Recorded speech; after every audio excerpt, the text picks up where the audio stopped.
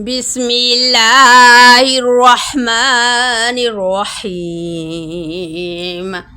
لا أقسم بيوم القيامة ولا أقسم بالنفس اللوامة. أيحسب الإنسان أن لن نجمع عظامه بلى قادرين على أن نسوي بنانه بل يريد الإنسان ليفجر أمامه يسأل أيان يوم القيامة.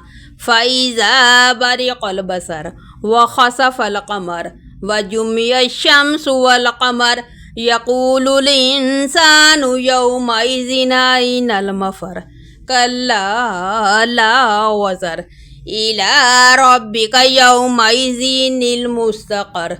ينبأ الإنسان يومئذ بما قدم وأخر بل الإنسان على نفسه بصير ولو ألقى معاذيره.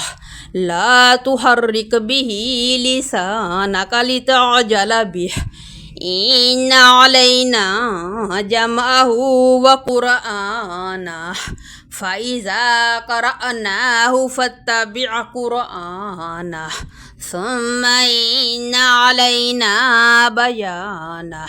كلا بل تحبون العاجلة وتذرون الآخرة وجوه يومئذ ناظرة إلى ربها ناظرة ووجوه يومئذ باسرة تظن أن يفعل بها فاقرة.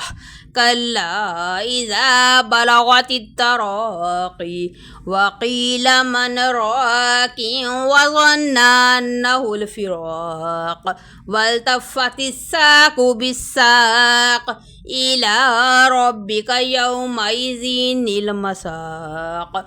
فلا صدق ولا صلى ولكن كذب وتولى ثم ذهب إلى أهله يتمطى أولى لك فأولى ثم أولى لك فأولى.